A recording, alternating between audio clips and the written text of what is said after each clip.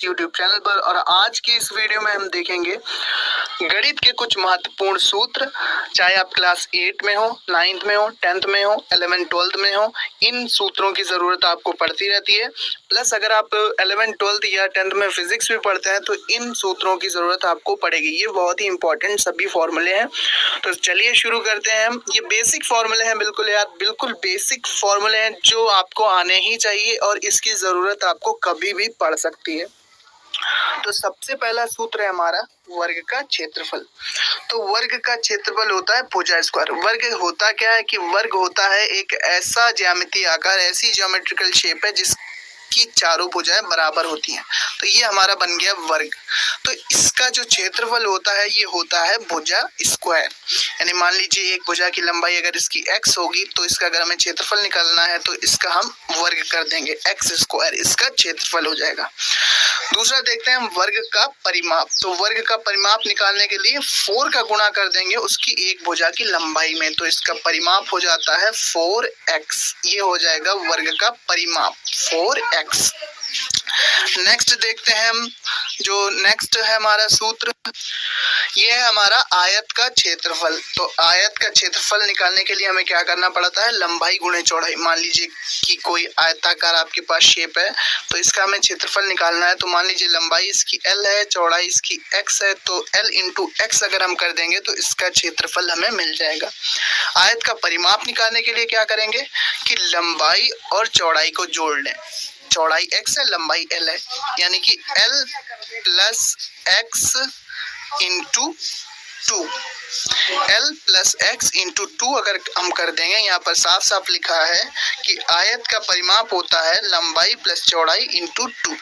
तो ये हो जाएगा हमारा आयत का परिमाप। अब देखते हैं हम समलंब चतुर्भुज का क्षेत्रफल। जो समलंब चतुर्भुज का क्षेत्रफल होता है वो होता है हाफ, यानी कि 1/2 समांतर भुजाओं का योग इंटू उनकी लंबवत दूरी। समांतर भुजाओं का योग इंटू उनकी लंबवत दूरी। नेक्स्ट सूत्र है हमारा वृत्त का क्षेत्रफल। मान लीजिए कोई वृत्त है, यहाँ पर वृत्त हमने बना लिया है और उसकी त्रिज्या कितनी है, r। उसकी त्रिज्या r है। तो वृत्त का क्षेत्रफल होता है पाई r स्क्वायर। कितना होगा, पाई r स्क्वायर, यानी कि पाई और रेडियस यानी कि त्रिज्या का स्क्वायर, ये हो जाता है इसका क्षेत्रफल। तो ये होता है वृत्त का क्षेत्रफल, एरिया ऑफ सर्कल। फिर देखते हैं वृत्त की परिधि क्या होती है। वृत्त की परिधि होती है हमारी, अगर r त्रिज्या का कोई वृत्त है तो वृत्त की परिधि हमारी होती है 2 पाई r, जहाँ पर r क्या है, r त्रिज्या है, r त्रिज्या है। तो वृत्त की परिधि होती है 2 पाई r। अब देखते हैं हम गोले का आयतन। तो कोई गोला है, देखिए वृत्त और गोले में अंतर है। वृत्त एक कोई सर्कल कोई भी हो सकता है, लेकिन गोले को जब आप कल्पना करेंगे तो कोई बॉल है तो उसको हम गोला करेंगे, कोई लोहे का गोला है तो उसको हम गोला कहेंगे। तो गोला और वृत्त में अंतर है। अगर हम किसी तार को लें और उसका इस तरह से हम सर्कल बना दें तो वो कहलाएगा हमारा वृत्त, लेकिन जो गेंद होती है वो होती है गोला। तो जो गोले का आयतन होता है, तो गोले का आयतन होता है 4/3 पाई r क्यूब। मान लीजिए कि कोई गोला है, यहाँ पर कोई बॉल हमने ले ली गेंद और उसकी त्रिज्या क्या है, केंद्र है ये, और उसकी त्रिज्या r है। तो गोले का आयतन होगा 4/3 पाई r क्यूब। 4/3 पाई r क्यूब, ये होगा हमारा। फिर गोले का पृष्ठ यानी कि गोले का जो पृष्ठ का क्षेत्रफल है वो कितना होगा, वो होगा पाई 4 पाई r स्क्वायर। 4 पाई r स्क्वायर गोले का ये होगा आपका पृष्ठ का क्षेत्रफल।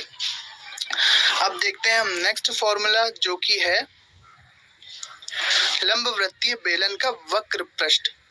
मान लीजिए कि ये बेलन है हमारा, ये कोई सिलेंडर है, तो इसका हमें वक्र पृष्ठ निकालना है।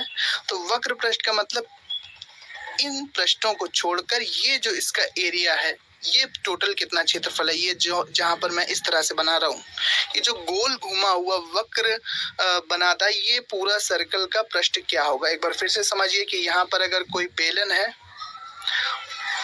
तो इसका ये क्षेत्रफल कितना होगा, इतना क्षेत्रफल कितना होगा। हमें इन क्षेत्रफल से नहीं मतलब है, हमें वक्र पृष्ठ निकालना है। तो ये क्षेत्रफल होता है हमारा 2 पाई आर एच, और लंबवृत्तीय बेलन का संपूर्ण पृष्ठ क्या होगा 2 pi r h plus 2 pi r square. क्योंकि इस केस में क्या होगा कि इस केस में हमारे पास देखिए बेलन का जो वक्र पृष्ठ है वो है 2 पाई आर एच, और इन दो क्षेत्रफल, ये जो दो क्षेत्रफल है इनका क्षेत्रफल होगा पाई आर स्क्वायर। तो 2 पाई आर स्क्वायर हमें जोड़ना पड़ेगा। तो लंबवृत्तीय बेलन का संपूर्ण पृष्ठ होता है 2 pi r h plus 2 pi r square, 2 pi r h plus 2 pi r square. फिर देखते हैं हम लंबवृत्तीय बेलन का आयतन, तो ये होता है पाई आर स्क्वायर एच। मान लीजिए कि कोई सिलेंडर है हमारे पास, कोई लंबवृत्तीय बेलन है, तो इसका हमें क्या निकालना है, इसका निकालना है हमें आयतन। तो एच इसकी हाइट हो जाएगी, एच इसकी ऊंचाई हो गई, तो इसका जो आयतन है वो निकलेगा पाई आर स्क्वायर एच। और ये क्या है, रेडियस है इसकी आर, यानी कि त्रिज्या कितनी है बेलन की, तो केंद्र से परिधि तक की दूरी त्रिज्या होगी।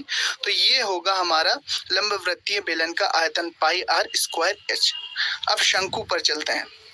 तो शंकु यानी कि कोण, शंकु को हम इस तरह से बनाएंगे।